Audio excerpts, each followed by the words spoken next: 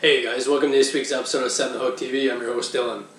Today, this week's episode, we are going to give you a quick bit on spinnerbaits. Spinnerbaiting 101. So these are my favorite type of baits I use when I'm in semi-weedy areas. A lot of people don't know there's a lot of science behind spinnerbaits, to the different blades, different colors, what makes a good spinnerbait. So we'll start with that. What makes a good spinnerbait overall? Well, to me personally, when you're throwing a spinnerbait, a lot of these better brands, they have these ball bearings here in the middle, in between the blades there. You want those. Those just help the blades spin freely and just better spinning. If you don't have those, then you know sometimes they get worn out, get hung out, get rusted easy, and it makes it harder for spin. And you want the spin of the blades and also the vibration in the water, because that's what's attracting fish. So a spinnerbait, what it is you have a colored skirt right here with a hook, and you got blades on here, and as you burn it through the water, you tie your line right here in the eye, and it just basically just burns through the water like this as the blades just spin and flap. So the blades, they give out a key vibration in the water. As we know in my previous episodes, bass have their lateral lines down the side. They feel vibration in the water. Also, these ones are goldish. Yeah, these ones are gold. They also see reflection in the water. So when this is burning in the water, blades are spinning, giving off the vibration, the reflection. Bass are going to look in the distance. They're obviously going to see the reflection, feel the vibration. They're going to go keen in on the bait, and then they're going to see the erratic movement. They're also going to see the color of the skirt. They're going to go in chasing a prey. It's their natural instinct, so that's what they do. So as for the type of blades here, as you can see, there's two different types of blades. These long, slender ones are called willow blades. These are better for in the weeds when you're burning a spinnerbait just on the tops of the weeds. I find they cut through the weeds better. I find if you use a spinnerbait as this one with the flatter type round ones, these are called Colorado blades. I find those Colorado blades are more meant for open water more, if you want to use that. You don't really want to use them around weeds. You get hung up a lot. A lot of guys down south, when they don't have weeds in Tennessee, stuff like that, they like to use them around structure. Believe it or not, the Colorado blades actually give off a different vibration in the water than the willow blades. Just different shapes, stuff like that. As you can see, this one, I have one willow blade here, one Colorado blade there. As for combinations, it doesn't really matter per se. There's different scenarios. For me, if I'm using more open water and rocky areas around logs, stuff like that, I'll run both Colorado blades, the round ones. If I'm going anywhere near weeds and stuff like that, I'll actually pick up my willow bladed ones, have willow blades on both, and I'll burn those through. So I guess it gets on to the next part is sizes of spinnerbaits. Believe it or not, there are different sizes of spinnerbaits. You have this small guy here. If you want to compare sizes, I believe this one is a 3/8 ounce or a 1/4 ounce. And then if you look at the size of this one, this is the 1/2 ounce one. So there are different sizes. Me, for my basic, I stay anywhere between, if a 1/4 to 1/2 ounce, obviously. With the 1/4 ounce smaller ones, I do have a couple of them. I'm not a big fan of the smaller presentation going finesse. However, if I am ripping different spinnerbaits and I find they're not hitting the big 1/2 ounce ones, I will downsize. And if I get to a 1/4 ounce and they're hitting the 1/4 ounce, I'm perfect, right? So it all depends what the fish want that day. But a majority, I have 1/4 ounce, 3/8, 5/8, and 1/2 ounce. I don't bother going anything over 1/2 ounce because then you get into the bigger, bulkier ones, like bigger than that. And I know they sell spinnerbaits for muskie and pike that are 1 ounce that are just really big. So if you're going for bass, you don't really need them. Believe it or not, I've actually caught a lot of muskie and a lot of pike on these smaller spinnerbaits. So you don't really need a 1 ounce spinnerbait unless you're going for pike and muskie. So majority of sizes, 1/4 ounce, 3/8, 5/8, those are perfect sizes. As you can see, I do have different colors here. I got a chartreuse green with an orange belly. I have pure white here. If you guys can see, I have multiple spinnerbait cases. These are just packed with different sizes, kinds, spinnerbaits, different blades. As for color, it all depends what lake you're fishing. Some lakes, for me when I'm a tournament angler, I know some lakes like more white. I know some lakes like green. Also, it depends on the weather. You know, is it a bright sun, bright blue sky? Are the fish going to be hitting darker colors or whiter colors? It all depends what you're targeting that day. the whole thing about fishing a tournament is pre-fishing is you want to find out what the fish like in that lake. So I know here in Southern Ontario, I know if I go to a lake such as Tri Lakes, Shamong mainly, I know white spinnerbait is fairly decent, where if I start throwing a chartreuse green, I don't have much luck. So it all depends. That's what the point is of tournament pre-fishing, is you want to find out what the fish want. And that's the whole story, is you got to throw what the fish want and figure it out. That's why the pre-fish, they usually give us a week, 2 weeks. I know FLW tour guys, they're pre-fishing 3 weeks before a tournament up here. So you definitely, as a tournament angler, you definitely take your time to find out what the fish want and what you want to throw. As for colors, I would stay basic. I would pick maybe, if I'm just a recreation fisherman, not getting big into tournaments on colors, basic color, pick a green, maybe pick a white.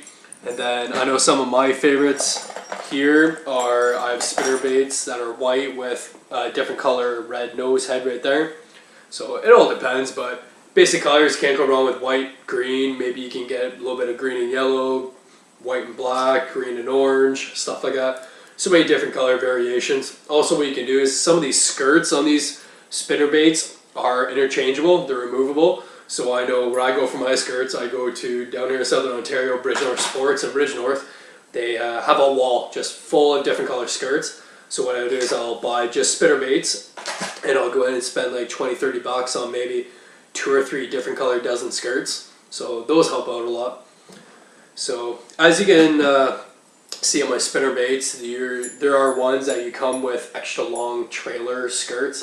This is just to help to hide the trailer hook, if you guys can see. So the next story on what is a trailer hook. So on all my spinnerbaits and buzzbaits, we'll do another video on buzzbaits, but for spinnerbaits in general, a trailer hook, if you guys can see that, I attached a secondary stinger hook. People call them, I use the word trailer hook. I will actually attach a secondary hook. A lot of times when you're throwing spinnerbaits and you're missing fish, when you're burning them like this, sometimes the bass come up short and they'll maybe grab the skirt, they'll come down, they'll get a mouthful of the blades, and there's only the one single hook there. And sometimes if you set the hook too early, you'll pull it out of its mouth, or if the bass grab doesn't instantly swallow it whole, you're going to miss the strike. So a lot of times what we'll do is I actually, on all my spinnerbaits and buzzbaits, I attach a stinger hook. So what you can do is you can go to Canadian Tire, I don't know if Canadian Tire has them actually, maybe Bass Pro and Sale, or Cabela's are my probably top 3 stores. You can actually buy trailer hook kits. So what they are is they come with about 6-inch piece of small tubing. As you can see, I have really small tubing there, and I basically cut it into small chunks like that, as you can see, and also comes with multiple hooks. So I believe this is a really small hook. I don't know if this is a 2-aught or what, but anyway, so for applying a trailer hook is you take your hook, you take your small piece of tubing that you cut, and you put it over top the eye of the hook. Okay, and then when you're applying it, you obviously want the hooks to be the same way, but you actually feed the main hook through the eye of the hook, through the tubing, and you're gonna leave it sit about right there. So I'll give you guys a brief of what I'm gonna do. So you're gonna run it through the eye of the hook. Let me see if I can get this here. So you're just gonna run the main hook through the eye of the hook, through the tubing, and push it down till it's in position.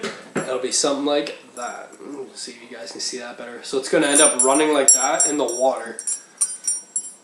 Then as you can see, the skirt fairly covers it up. Don't worry about the silver flash from the hook. A lot of times fish, they're attracted to the flash from these blades anyway, so you don't have to worry about it. You can adjust the hook as you want. I like to have it right at the bottom of the bend of the hook. It's its natural position, and it all sits even, so it's perfectly like that. So when your spinnerbait's going to be ripping through the water like this, the bass is going to come up, and there's no way it can short shaft itself because it'll get a mouthful of 2 hooks. Just think of it as like a crankbait or a paddle, right? You got 2 or 3 treble hooks on one. If it misses one, it's going to hit the other 1 or 2, right? All right. So that's a quick description on spinnerbaits. Now, where I get asked all the time is when and where do you throw spinnerbaits? So in my further back episodes, I did a couple episodes on finding the bass, locating the bass, stuff like that. So I drew a quick picture here of a weed line. So what we have here is we have the weed bed, a line of weeds right here. We have a hole, and then we have this water line here. So as we know in those further episodes, bass like to sit in ambush points such as weed beds, etc. Right here, perfect ambush point. If you guys can see that, there will actually, a bass will sit right in there, and they either wait for bait fish to swim through here or swim over top. What I do with the spinnerbait is I will actually burn it right on the tips of the weeds, going right across like that. So if this hole from top to bottom is about 10 foot of water, I will actually go right to the top of the weeds, and right on that red line I drew, I will burn that spinnerbait right across. This is where the willow blades come into play, where they can cut through the weeds better. So the fish will be sitting right there as I cast it out, 40, 50 yards, and I'm burning that spinnerbait in. The fish is going to be sitting right here. He's going to look, he's going to feel it, he's going to feel the vibrations of the water, he's going to see the reflection of the blades, he's going to look up, he's going to see that spinnerbait burning, and he's going to come up and take the prey. So that's a majority of the time on when I use spinnerbaits, is when anytime there's weeds and there's a gap between the tips of the weeds and the water, it can be anywhere from a foot to 5 feet. I can fish a spinnerbait in 15 feet of water if there are those weeds on the bottom. But the main goal is I like throwing spinnerbaits or willow blades around weeds. Just burn it over top of the weeds. Those fish that are sitting in those ambush points, they'll feel the vibration of these blades. They will see the reflection of the blades. They will look up. They will see the spinnerbait eventually as it gets closer, and they will strike. Alright, so I just want to keep this video short for you guys. I know a lot of my videos are long. It's a lot of information I'm throwing at you guys. So if you guys have any further questions, feel free to comment or ask. And alright, hope these tips helped you, and stay tuned for future episodes.